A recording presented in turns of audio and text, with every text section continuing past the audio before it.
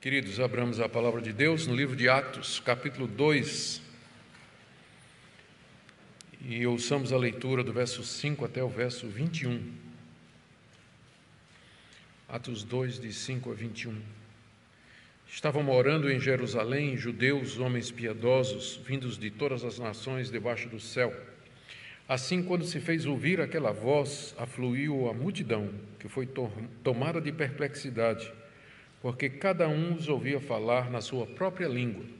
Estavam atônitos e se admiravam, dizendo: Vejam, não são galileus todos esses que aí estão falando? Então, como os ouvimos falar, cada um em nossa própria língua materna? Somos partos, medos, elamitas e os naturais da Mesopotâmia, Judeia, Capadócia, Ponto e Ásia, da Frígia, da Panfilha, do Egito, das regiões da Líbia, nas imediações de Cirene e romanos que aqui residem, tanto judeus como prosélitos, cretenses e árabes, como os ouvimos falar sobre as grandezas de Deus em nossas próprias línguas? Todos atônitos e perplexos perguntavam uns aos outros: o que será que isso quer dizer? Outros, porém, zombando, diziam: estão bêbados. Então Pedro se levantou junto com os 11 e, erguendo a voz, dirigiu-se à multidão nesses termos: Homens da Judéia e todos vocês que moram em Jerusalém, tomem conhecimento disto e prestem atenção no que eu vou dizer. Estes homens não estão bêbados, como vocês estão pensando, porque são apenas 9 horas da manhã. Mas o que está acontecendo é o que foi dito por meio do profeta Joel. E acontecerá nos últimos dias, diz Deus, que derramarei o meu espírito sobre toda a humanidade. Os filhos e filhas de vocês profetizarão, e os seus jovens terão visões, e os seus velhos sonharão. Até sobre os meus servos e sobre as minhas servas derramarei o meu espírito naqueles dias, e profetizarão. Mostrarei prodígios em cima no céu e sinais embaixo na terra, sangue, fogo e nuvens de fumaça. O sol se transformará em trevas e a lua em sangue, antes que venha o grande e glorioso dia do Senhor. E acontecerá que todo aquele que invocar o nome do Senhor será salvo. Até aqui, queridos, a leitura da palavra de Deus. Oremos mais uma vez. Sim, Pai, nós queremos a iluminação do Teu Espírito Santo para a compreensão da Tua palavra, para que possamos entender o significado daqueles fatos acontecidos em Jerusalém há mais de 2000 anos. Nós pedimos a Tua graça, a Tua misericórdia, ó Deus, para que o que foi feito, dito, ocorrido ali e o significado desses atos sejam aplicados ao nosso coração. Nós oramos por todos aqueles que aqui se encontram, que a exposição da Tua palavra possa trazer luz, conforto, admoestação, alegria, regozijo, confirmação, tudo de acordo com a necessidade de cada um de nós. Em nome de Jesus. Amém. Amém.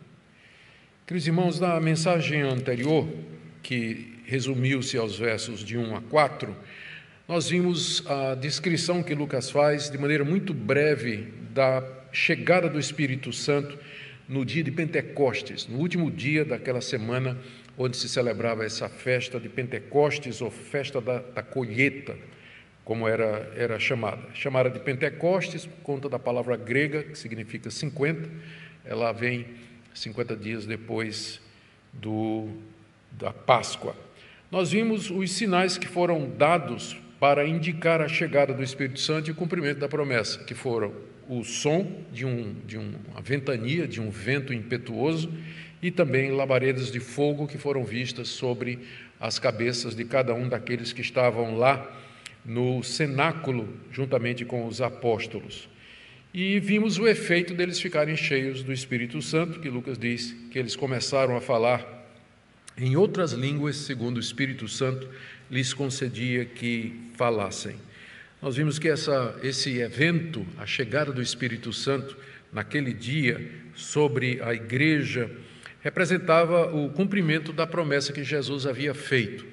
Não somente Jesus, João Batista tinha dito que o Messias haveria de fazer isso. Não somente João Batista, no Antigo Testamento, os profetas tinham falado a respeito dos tempos messiânicos, que seriam tempos da efusão e da plenitude do Espírito Santo. Assim, esse evento, que se cumpre aqui nos versos de 1 a 4, ele marca o início da missão da igreja no mundo e a capacitação que Deus lhe deu para que pudesse cumpri-la. Uma das coisas que Jesus tinha dito aos discípulos era exatamente isso, que eles não deveriam sair de Jerusalém para pregar o Evangelho no mundo antes que o Espírito Santo chegasse, porque a tarefa diante deles era humanamente impossível. Eles precisariam do poder do Espírito para pregar o Evangelho, para ter coragem e ousadia diante dos seus adversários, para poderem ser testemunhas. Testemunha no original é a palavra mártir. E ser testemunha de Cristo naquela época quase que equivalia a ser um mártir. Você, se professasse sua fé em Cristo, como nós vamos ver aqui no livro de Atos, aconteceu com vários dos discípulos, você estava sujeito a morrer por conta disso. Mas foi isso que o Espírito Santo veio fazer: encher e capacitar sua igreja para pregar o Evangelho a todo mundo. Hoje nós veremos a explicação de Pedro sobre aquilo que aconteceu em resposta à perplexidade da multidão que se juntou quando correu aquele som, aquele barulho lá em Jerusalém. Então hoje eu quero ver com vocês, primeiro, a reação da multidão em Jerusalém, daí do verso 5 até o verso 13, e depois do 14 até o final, a explicação que o apóstolo Pedro dá para o acontecido. E queira Deus nos abençoar nessa exposição. Nós, como dissemos, o capítulo 2 é um dos mais intrigantes do livro de Atos, e isso fica ainda mais agudo, essa complicação, devido à importância desse capítulo para a compreensão de tudo que vem depois. Vamos começar então com a descrição que Lucas faz da multidão que estava ali em Jerusalém e que foi atraída pelo barulho do que tinha acontecido. Verso 5, estavam morando em Jerusalém judeus, homens piedosos, vindos de todas as nações debaixo do céu. Essa palavra morando geralmente indica habitando mesmo, alguma coisa mais permanente. Contudo, diante da quantidade de raças diferentes representadas aqui, e diante do fato de que isso aconteceu numa das grandes festas religiosas dos judeus, quando muitos peregrinos haviam vindo para Jerusalém, boa parte dos intérpretes, ou a maioria deles, entende que Lucas não está usando essa expressão habitando aqui no sentido de que morando de maneira permanente. Alguns eram residentes em Jerusalém, não tinha dúvida, mas tinha muito visitante também, tinha muita gente de fora que tinha vindo dessas nações para celebrar a festa conforme era obrigatório na lei de Moisés. Eles são descritos aqui como judeus, homens piedosos, porque havia muitos judeus, mas nem todo judeu era piedoso. O judeu piedoso, que era praticante, 3 vezes no ano ele saía de onde estava e vinha para Jerusalém para oferecer sacrifícios no templo, fazer ofertas de acordo com a lei de Moisés nessas 3 ocasiões, das 3 grandes festas dos judeus. Então, quem estava em Jerusalém, quem se destacava em Jerusalém naquele momento em que esse evento aconteceu, eram exatamente judeus piedosos. Por isso que nós dissemos que o morando aqui não pode significar somente os moradores de Jerusalém, mas judeus piedosos que tinham vindo a Jerusalém para celebrar a Páscoa. Lucas nos diz aí que eles vieram de todas as nações debaixo do céu, o que, em termos retóricos, a gente chama de exagero. É claro que não estão aqui, quando você olha a lista aqui, são 15 nações, tinha muito mais nações, né, do que essas que estão aqui representadas. Mas isso é um recurso literário que é usado várias vezes na Bíblia, em muitos lugares, para simplesmente dizer, como a gente usa no dia a dia, né? Diz, todo mundo foi para a festa. Todo mundo foi para a festa? Literalmente, não é? Mas simplesmente queremos dizer uma grande quantidade de pessoas. Então, os autores bíblicos usam também desses recursos. E quando ele diz aqui que lá tinha gente de tudo, do mundo todo, é uma maneira de dizer que tinha gente de muitos lugares diferentes. Tinha muita gente de muitos lugares diferentes quando aconteceu o dia de Pentecostes. Então, aqui está, no verso 5, a descrição que Lucas faz da multidão. Depois ele registra, do verso 6 a 8, a reação deles ao que aconteceu nos versos de 1 a 4, que nós já vimos na segunda-feira passada. O verso 6 diz que quando se fez ouvir aquela voz, afluiu a multidão. Eles ouviram a voz, e aqui nós não sabemos se a voz que Lucas se refere é o som do vento, a ventania forte, ou se é o barulho daqueles 120 falando em idiomas que não eram seus, falando linguagens diferentes que certamente dariam uma boa barulhada, não é? Uma boa zoada, como a gente diria aqui em termos nordestinos. Provavelmente é isso. Os discípulos falando em diferentes línguas produziam um som alto que atraiu ou chamou a atenção de pessoas que estavam ali, desses judeus piedosos que tinham vindo de todas as partes do Império Romano, junto com os moradores de Jerusalém. Lucas nos diz que, no verso 6, que quando se fez ouvir a voz, quando houve o fenômeno das línguas, a multidão afluiu. E isso aqui é um dos vários problemas que a gente encontra no texto. Não é? O problema não está no texto, o problema está em nós. Não é? A gente não... Porque se eles estavam no cenáculo, que era o primeiro lugar de uma casa, essa multidão tinha pelo menos 3.000 pessoas. No final, são 3.000 que se convertem. Onde é que cabia esse pessoal todo? Como é que aconteceu? Qual foi a mecânica disso aqui? Então, a gente imagina que quando o Espírito desceu sobre os 120, os discípulos, os 12, e mais a companhia de discípulos, eles saíram de onde estavam e se encaminharam para o templo. E à medida que eles prosseguiam, falando em línguas, louvando a Deus, atraiu a multidão, até eles chegarem num único lugar em Jerusalém, onde cabia uma multidão de 5.000 pessoas, que era o átrio do templo. É o único lugar onde cabia 5.000 pessoas. Não tem outro lugar em Jerusalém. Então, esses fatos, a partir do verso 6, eles já não são mais no cenáculo, eles já são em algum lugar espaçoso que cabia essa multidão, e como nós dissemos, o mais provável é que era no átrio do templo, que, aliás, mais adiante vai se tornar o local de encontro dos cristãos ali de Jerusalém. A multidão afluiu e Lucas nos diz aí que eles estavam perplexos. A perplexidade vinha de duas coisas. Ele fala de perplexidade aí no verso 6 e no verso 7 diz que eles estavam atônitos. Quer dizer, são duas palavras que significam que estavam surpresos, estavam assim, né? O que é que está acontecendo? Eles não estavam entendendo. O que é que trouxe a perplexidade? Duas coisas. Primeiro, eles viam que aquelas pessoas que estavam falando eram, que ele chama aqui de galileus.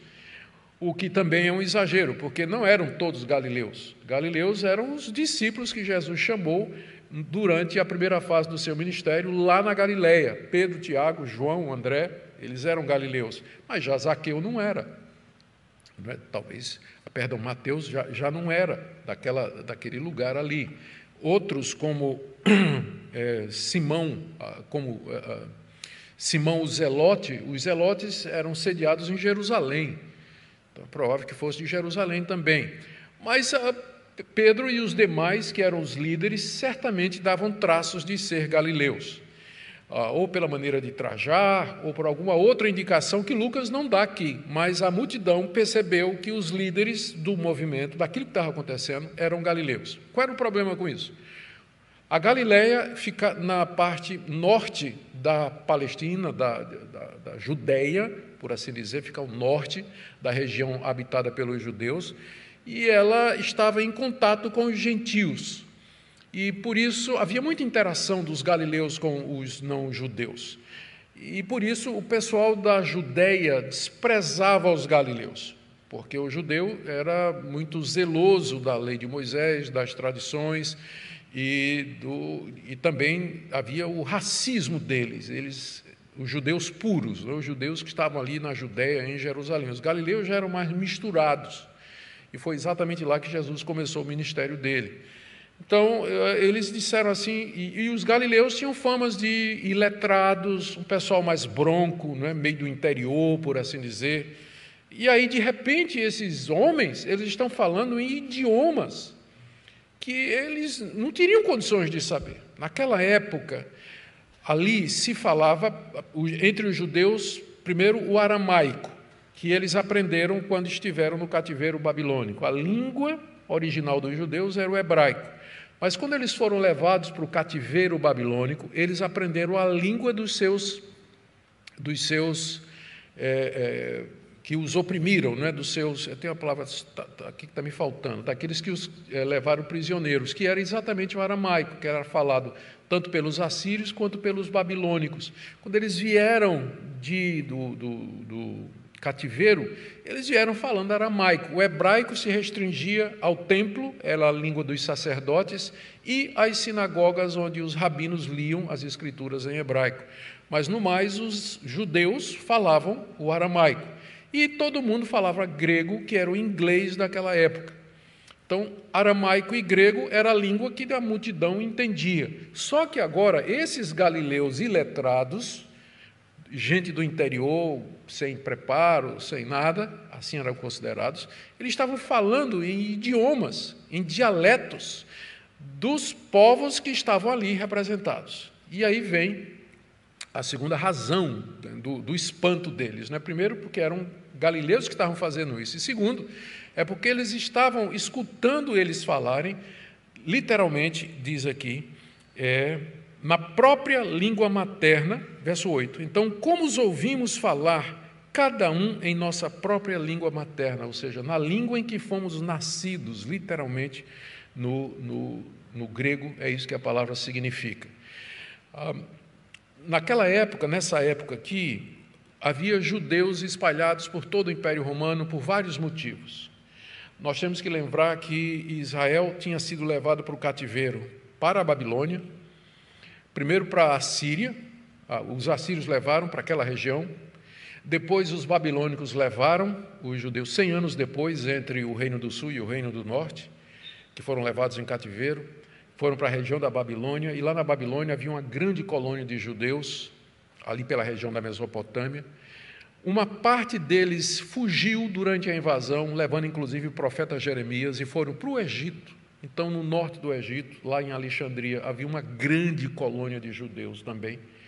E outros lugares onde judeus foram espalhados. Fora isso, judeus que viajavam e foram, por conta dos seus negócios e de sua profissão, morar em várias partes do Império Romano.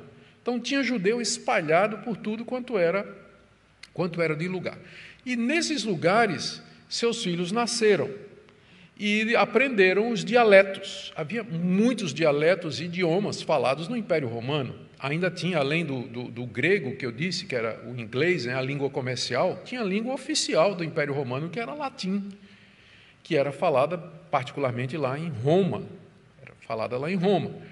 Então, os judeus, eles falavam, um judeu mesmo, da dispersão ou da diáspora, que tinha nascido e vivido fora de Jerusalém, ele falava o aramaico, provavelmente aprendeu com os pais, falava o grego, que era a língua comercial, e falava o dialeto da região onde ele tinha nascido, pelo menos 3 línguas, o que era extremamente comum naquela época,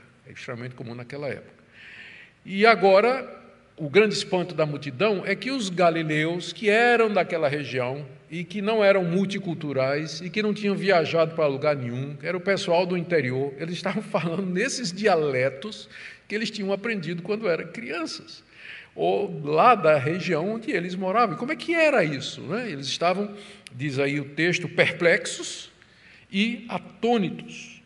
E aí, do verso 9... Sim, e aí eu vou adiantar só o que diz o verso 11. Eles estavam escutando esses galileus falar sobre as grandezas de Deus nas nossas próprias línguas. Veja aí o verso 11.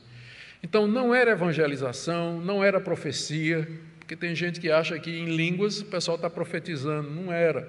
Eles estavam exaltando a Deus, estavam louvando a Deus, falando das grandezas de Deus, e isso era escutado e entendido nas línguas da multidão, que a multidão falava.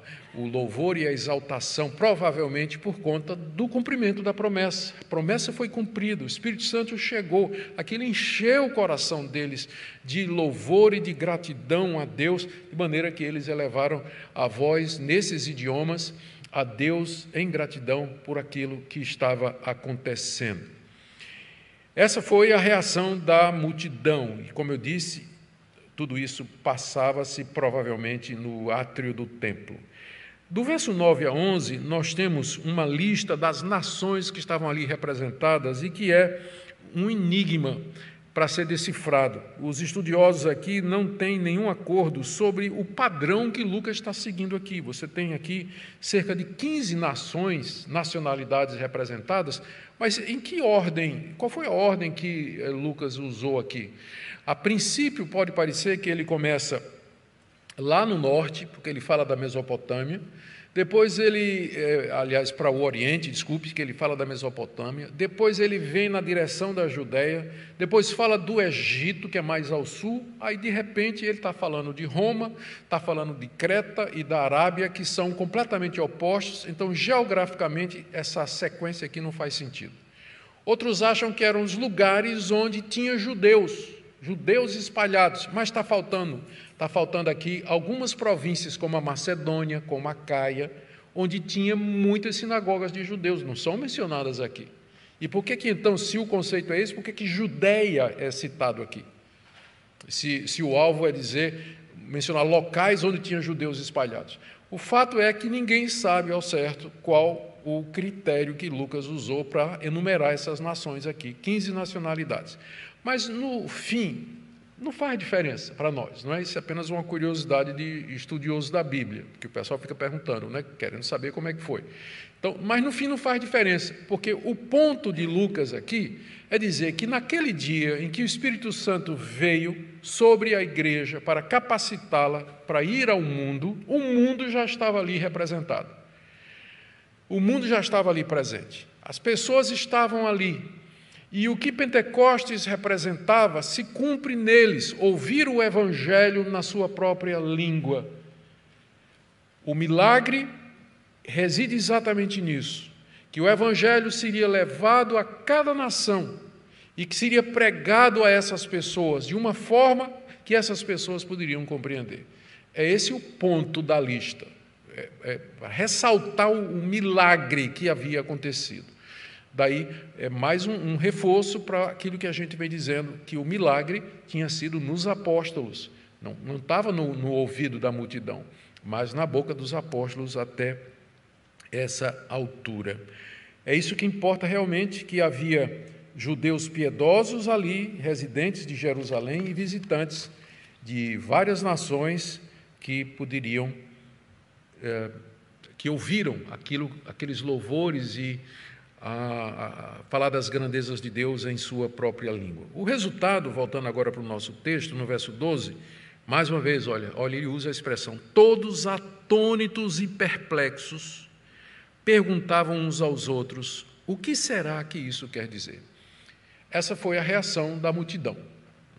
O que é que isso quer dizer? Não o que é que essas línguas estão dizendo, porque eles entendiam. Alguns entendiam, vários ali estavam entendendo o seu próprio idioma.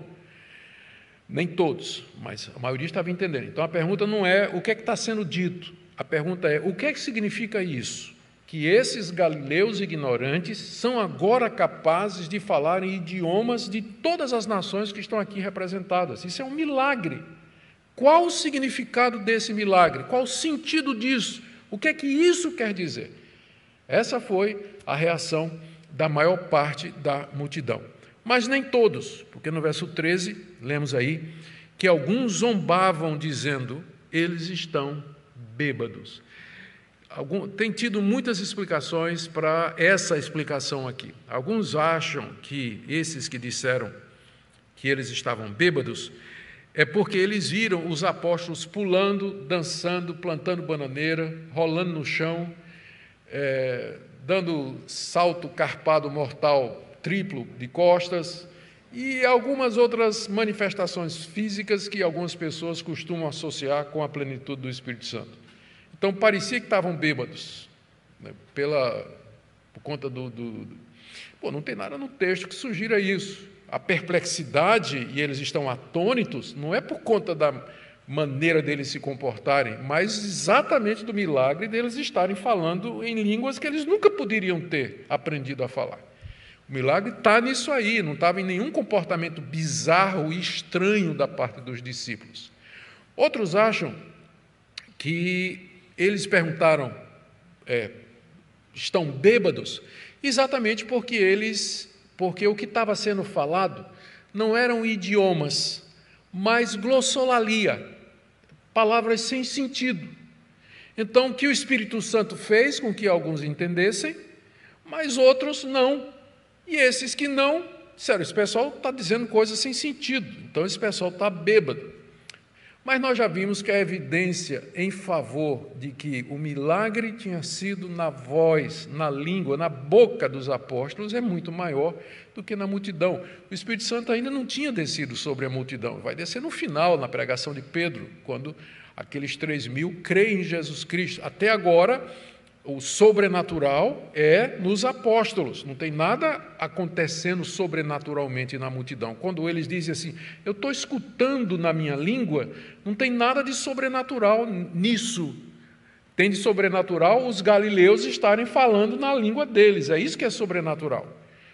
Então, essa explicação também não cabe. A explicação menos complicada é que esse pessoal aqui era o pessoal que residia em Jerusalém e que não estava familiarizado e não conhecia os dialetos gentílicos. Por isso, quando os discípulos começaram a falar nas línguas das nações, esses residentes de Jerusalém, que nunca tinham saído de lá, eles disseram, o que é que esse pessoal está falando aí? Esse pessoal está bêbado.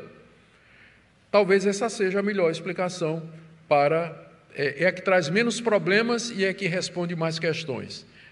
Que isso aqui foi dito pelos judeus residentes de Jerusalém, que eram incapazes de reconhecer o padrão dos idiomas gentílicos, idiomas estavam sendo falados ali, exatamente porque eles eram residentes de lá e nunca tinham saído de lá.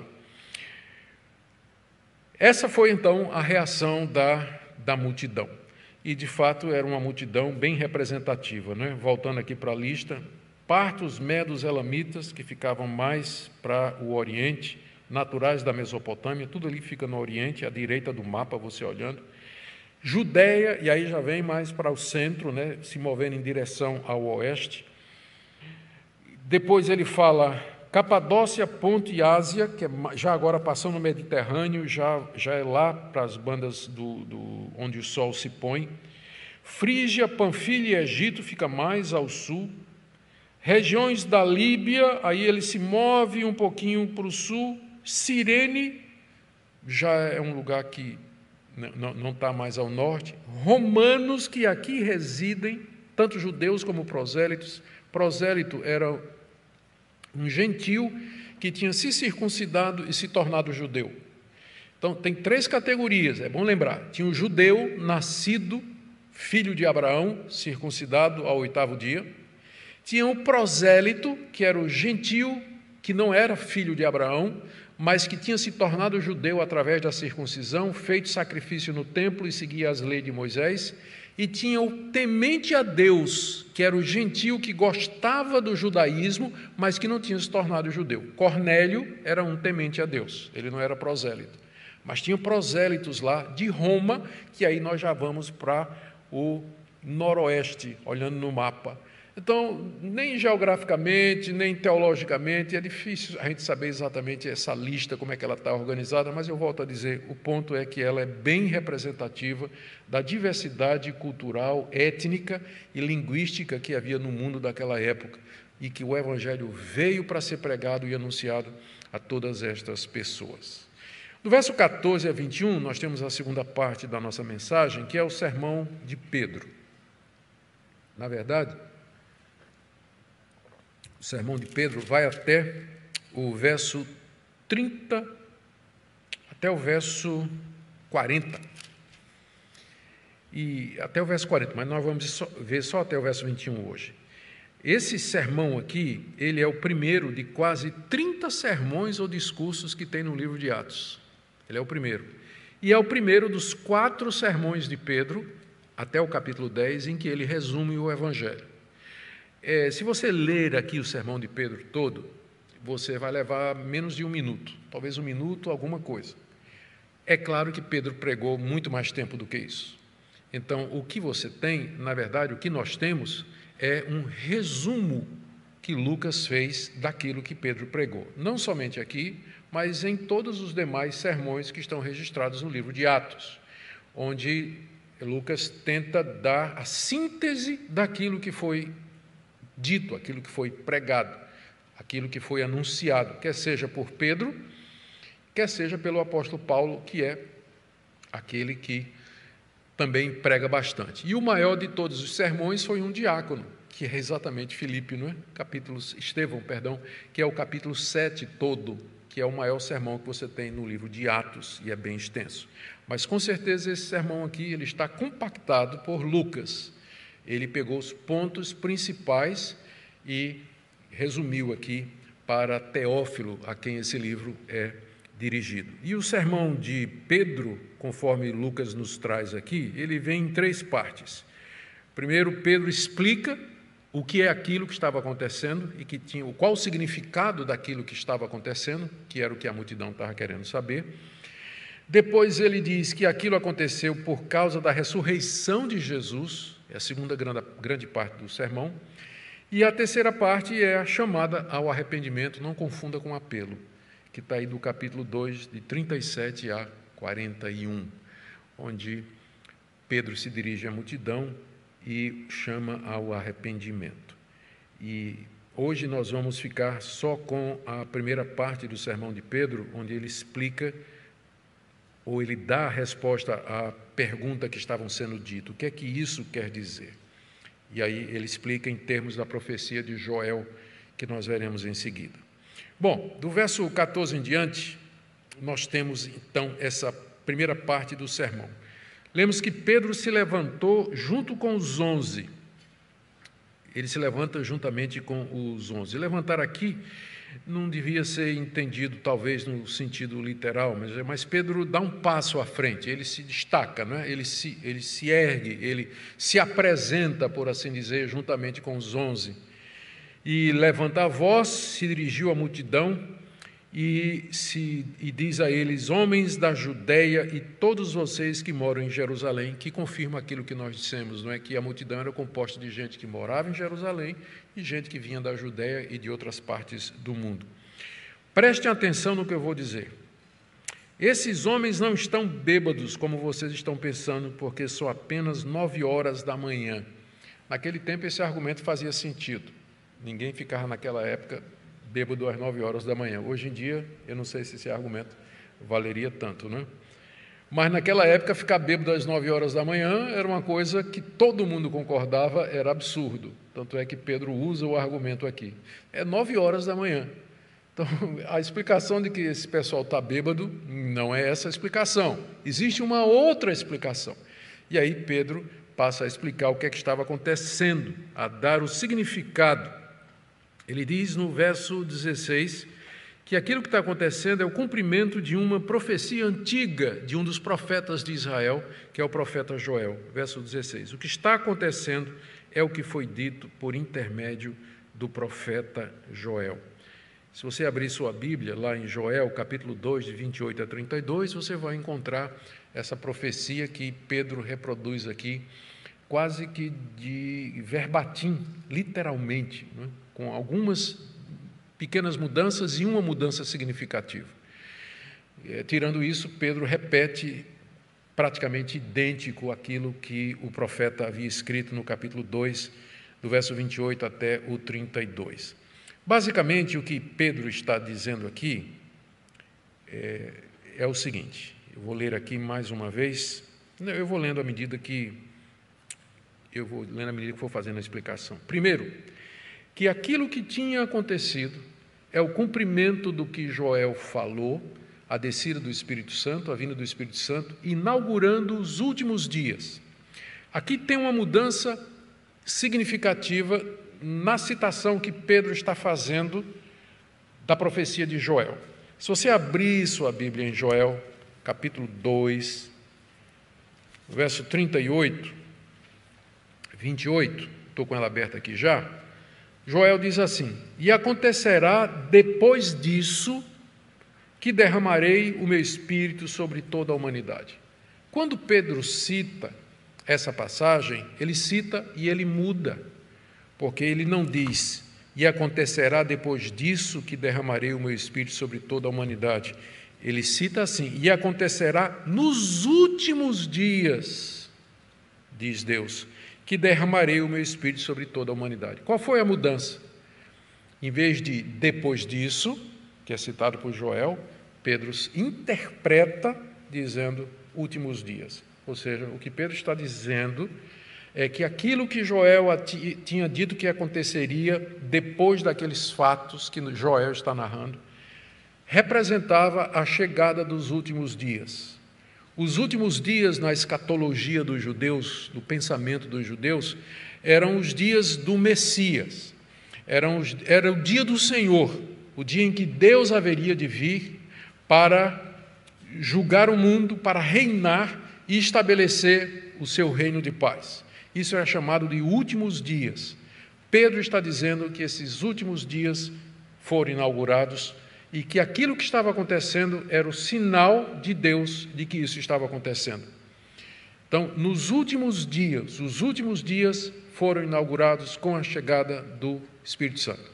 Na escatologia cristã, os últimos dias é esse período entre Pentecostes e a segunda vinda de Cristo. Então, nós estamos vivendo os últimos dias. Eu sei que vários de vocês vieram de tradições escatológicas que colocam os últimos dias como sendo os últimos dias da história da humanidade. Biblicamente falando, não é assim. Os últimos dias já começaram há 2000 anos, quando o Espírito Santo veio no dia de Pentecostes. É o que Pedro está dizendo aqui. Acontecerá que nos últimos dias, interpretando Joel, derramarei do meu Espírito sobre toda a carne. Então, os últimos dias já começaram. Por que é chamado de últimos dias? Porque depois que eles terminarem, esse mundo como nós o conhecemos não existirá mais. O que resta pela frente agora é o fim do mundo. Não tem mais nada a acontecer. O que resta acontecer é a vinda de Cristo e o final da história da humanidade. Por isso que esse período é chamado de os últimos dias. Porque não haverá mais dias depois que Cristo vier. É novo céu e nova terra, é a eternidade. O mundo como nós conhecemos, ele vai encerrar.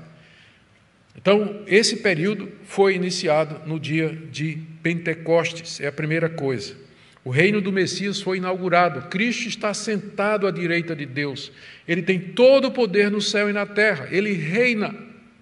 Então, essas coisas já aconteceram e estão acontecendo. Segunda coisa que Pedro explica, isso aí é no verso 17, né? E acontecerá nos últimos dias, diz Deus, que derramarei o meu Espírito sobre toda a humanidade. Pronto, isso aqui se cumpriu, diz Pedro. É isso que está acontecendo no cumprimento de Joel. O sermão de Pedro, aqui também, ele fala que o Espírito seria derramado sobre todos e não somente mais sobre líderes. Verso 17, aqui até o verso 18. Derramarei o meu Espírito sobre toda a humanidade, os filhos e as filhas de vocês profetizarão, os seus jovens terão visões, seus velhos sonharão, até sobre os meus servos e sobre as minhas servas derramarei do meu Espírito naqueles dias e profetizarão. Tem duas coisas importantes aqui. A primeira delas é a universalidade da efusão do Espírito Santo. No Antigo Testamento, o Espírito Santo ele era concedido como capacitação a juízes, reis, profetas, sacerdotes, pessoas que se destacavam e eram servos de Deus para cumprir uma determinada missão. Mas agora, aquele mesmo Espírito que habitou, capacitou Davi, capacitou Isaías, capacitou os juízes, esse Espírito seria derramado sobre filhos e filhas, velhos e jovens, servos e servas, maneira do profeta Joel dizer, e Pedro aqui confirmar, de que seria derramado a todos, sem exceção. Todo mundo do povo de Deus haverá de receber o Espírito Santo e a capacitação do Espírito Santo para cumprir a missão que Cristo deu, ide por todo mundo, pregai o Evangelho a toda criatura. Então, você nota aqui esse tom de universalidade. No Antigo Testamento, todo judeu piedoso tinha o Espírito Santo, ninguém nunca se converteu sem ter o Espírito Santo. Mas nem todo mundo era capacitado pelo Espírito Santo para servir a Deus. Agora, nessa época, nos últimos dias, o Espírito Santo concede dons, ministérios, ministrações, capacitações e habilidades ao povo de Deus, a cada um de nós, para servir a Deus de maneira distinta para o avanço do seu reino. O segundo ponto é a restauração da profecia. O último profeta tinha sido o profeta Malaquias. Fazia 400 anos que não tinha profeta em Israel. A profecia o espírito de profecia tinha sido retirado de Israel, quem dizia eram os rabinos. O espírito de profecia tinha sido retirado. Mas agora, Pedro, ao citar Joel, ele está dizendo que o espírito de profecia voltou, que haveria agora um novo período profético, que a profecia seria restaurada no meio do povo de Deus, porque ele fala, os jovens terão visões, já no verso 17, os filhos e filhas de vocês profetizarão, os jovens terão visões, os velhos sonharão, e no final do verso 18, derramarei do meu espírito naqueles dias e profetizarão. Isso aqui era algo inédito, porque, como eu disse, não tinha mais profeta em Israel. O último tinha sido Malaquias, mas agora Pedro, ao citar Joel, está dizendo que o período profético tinha regressado e que Deus voltaria outra vez a se revelar ao seu povo. E foi exatamente o que aconteceu. Deus concedeu aos seus discípulos o conhecimento, o espírito profético, para que eles pudessem escrever o Novo Testamento, para que eles pudessem anunciar o que ia acontecer. Veja, por exemplo, o apóstolo João na ilha de Patmos, escrevendo o livro de Apocalipse. Veja o apóstolo Paulo, na 1 aos Coríntios, descrevendo como vai ser, profetizando sobre a ressurreição dos mortos. Veja Paulo em 2 aos Tessalonicenses, profetizando a respeito do anticristo. Veja o apóstolo Pedro, na sua segunda carta, profetizando sobre o novo céus e a nova terra. O espírito de profecia voltou. E ele veio para os apóstolos e discípulos de Cristo, que nos deram a última parte da revelação de Deus, que é esse livro que você tem em mãos. É esse livro que você tem em mãos. O Novo Testamento é o cumprimento do retorno do Espírito profético à Igreja de Cristo Jesus.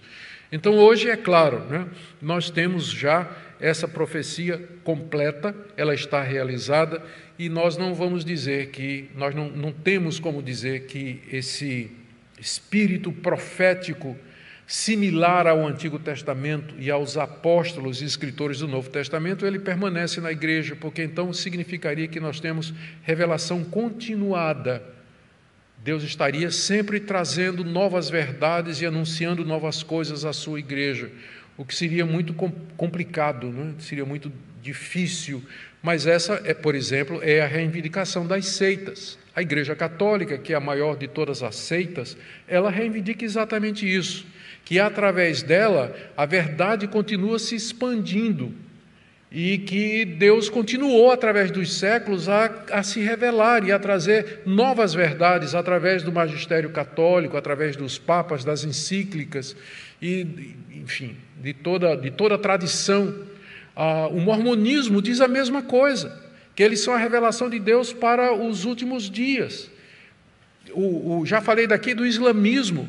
Maomé reivindicou que o anjo Gabriel apareceu para ele e lhe trouxe a revelação final, que ele nem registrou porque ele não sabia escrever, mas ele ditava para alguém que escreveu o Corão, que é o livro sagrado dos muçulmanos. Então, todas essas religiões elas vão reivindicar isso, que é revelação continuada. Deus continua a se revelar. A diferença entre todos estes e o cristianismo bíblico é que a gente diz que o espírito de profecia retornou ao povo de Deus a partir do derramamento do Espírito Santo no dia de Pentecostes, capacitando aos apóstolos e seus discípulos para escrever e profetizar a respeito das últimas coisas, como nós temos aqui, interpretar a vida de Cristo e o significado da sua morte e da sua ressurreição, de forma que todas as gerações que viessem pudessem beber, entender, crescer e aprender com aquilo que o Espírito de profecia, o Espírito Santo de Deus trouxe através desses que Deus havia levantado. Nós entendemos, e quem estudou conosco 1 aos Coríntios, aqui no Expondo, lembra que quando a gente falou de profecia, nos capítulos 12, 13 e 14, a gente sempre lembrava que o ponto principal do profeta não era tanto anunciar o futuro, mas trazer a palavra de Deus, a pregação da palavra de Deus, ou a aplicação da palavra de Deus para o povo de Deus aqui nesse mundo. Muito bem. quarta coisa do sermão aqui de Pedro, da primeira parte, é dizer que esse período terminaria com a vinda do Senhor. Terminaria com a vinda do Senhor. Veja o que é que ele diz aqui no verso 19. A partir do verso 19, parece que muda tudo, né? Mostrarei prodígios em cima no céu, sinais embaixo na terra, sangue, fogo, nuvens de fumaça, o sol se transformará em trevas, lua em sangue, antes que venha o grande e glorioso dia do Senhor. Então, pergunto, o que é que isso tem a ver com Pentecostes? Porque nada disso aconteceu no dia de Pentecostes. O sol não virou trevas, a lua não virou sangue, não teve prodígios no céu e sinais embaixo na terra, sangue, fogo, nuvens de fumaça, não teve nada disso. Então, como encaixa isso aqui? Mais uma vez, a resposta é escatológica. Os últimos dias, eles começam com o derramamento do Espírito Santo e eles terminam com o dia do Senhor, o dia da vinda de Cristo. Então, Pedro junta a profecia de Joel. Na profecia de Joel, esses dois eventos estão juntos aqui. O derramar do Espírito Santo e o final desse período, que é a vinda do Senhor, que é o dia do Senhor. Veja que ele diz aqui, no verso 20, o sol se transformará em trevas e a lua em sangue, antes que venha o grande e glorioso dia do Senhor. Ou seja, quando esse dia vier, então os últimos dias cessarão. E esse dia será caracterizado por essas manifestações. E é isso que nós esperamos. Quando o Senhor Jesus Cristo vier, Ele mesmo disse que quando Ele voltar, todos esses sinais, Ele usa uma linguagem escatológica, similar a essa daqui, catastrófica. Ele diz que quando Ele voltar, haverá sinais no sol, na lua, nas estrelas, os homens, a natureza toda em revolta e os homens amedrontados diante dos poderes que haverão de vir, das coisas que haverão de vir. Pedro, seguindo Joel, junta como se fosse dois lados da mesma moeda, a chegada dos últimos dias e o fim dos últimos dias na mesma mensagem. Por isso essa linguagem escatológica aqui. E o último ponto aqui dessa primeira parte é que ele diz que nesse período, todo aquele que invocar o nome do Senhor será salvo, verso 21. E acontecerá que todo aquele que invocar o nome do Senhor será salvo. Então, nesse período, durante os últimos dias, até o dia do Senhor, que será marcado por todos esses transtornos cósmicos, é o tempo do Evangelho, que a igreja está pregando o Evangelho, e todo aquele que invocar o nome do Senhor Jesus em fé, esse será salvo dos seus pecados. Por isso que Pedro foi citando Joel até chegar nessa parte, que é o que interessa. Ele dizendo, é como se ele dissesse para os judeus, olha, o profeta Joel já tinha dito, que se você invocar o nome do Senhor Jesus, você vai ser salvo. Faça isso antes que venha o grande e terrível dia do Senhor, porque os últimos dias já começaram. Em resumo, é isso que Pedro está dizendo aqui. É isso que a profecia de Joel quer dizer. Esse apelo, então, que vai se concretizar na conversão de 3.000 pessoas no final do sermão de Pedro, que nós veremos segunda-feira, se Deus permitir. O que é que nós podemos aprender aqui? São tantas coisas, não é? Primeiro, os milagres em si, eles não têm poder de convencimento. Você veja que, mesmo diante do evidente sobrenatural de galileus estarem falando idiomas internacionais, ainda teve gente que disse que eles estavam bêbados. Então, o sinal em si, o milagre em si, ele não tem poder de convencimento, ele precisa da palavra. Tanto é que depois que houve o sobrenatural, as línguas faladas pelo poder do Espírito Santo, Pedro entra para explicar. Isso que está acontecendo é aquilo que foi dito pelo profeta Joel. Então, sem palavra, o milagre é interpretado por aquilo que o indivíduo já crê. Se ele crê em Santa Maria, ele vai dizer que o milagre quem fez foi Santa Maria, e vai botar até um agradecimento no jornal, né? Agradeço Santa Maria pela graça alcançada. Cada um interpreta o sobrenatural de acordo com o que crê. Por isso que um milagre sem palavra precisa da palavra que dá sentido e significado ao milagre, ao sobrenatural. Só o milagre em si, ele não tem poder de convencimento, de esclarecimento, para que as pessoas possam entender que é o único Deus verdadeiro, mediante seu Filho Jesus Cristo, que quer nos oferecer o maior de todos os milagres, que é o perdão de pecadores. E a outra coisa que eu queria tocar aqui para encerrar, queridos, O Espírito Santo de Deus já veio, os últimos dias já foram inaugurados, nós vivemos na expectativa, nessa tensão de que o reino de Deus já veio na pessoa de Cristo, mas ele ainda virá plenamente. Nós vivemos nessa expectativa do já e do ainda não, como alguns teólogos gostam de dizer. E é o tempo propício para a pregação do Evangelho, para que a igreja possa cumprir a sua missão. Se você é crente em Jesus Cristo, você faz parte dessa profecia. Você tem dons espirituais, você tem capacitação para servir a Deus. São muitos e diversos os dons que Deus nos deu. Com certeza você deve ter algum deles, deve poder servir a Deus da forma como Deus lhe capacitou. E é isso que Deus requer de nós nos nossos dias. Amém? Vamos ficar em pé e vamos orar, queridos, para encerrar. Já vou pedindo aí aos diáconos, por favor, se puderem já pegar o microfone, que nós vamos dar oportunidade para uma ou duas perguntas. Senhor querido, nós te damos graças pelo teu Espírito. Te damos graças porque nós vivemos nesse período dos últimos dias, de que a expectativa da tua vinda encha o nosso coração de urgência para fazermos o que é certo, consertar a nossa vida, andar em santidade e aguardar a vinda do Senhor, aquele grande dia que será marcado por essas revoluções cósmicas. Te damos graças porque teu Espírito Santo já foi derramado e que nós podemos ser cheios dele e podemos experimentar essas coisas extraordinárias que o Senhor nos dá. Abençoa a tua igreja no Brasil, é o que nós pedimos em nome de Jesus. Amém.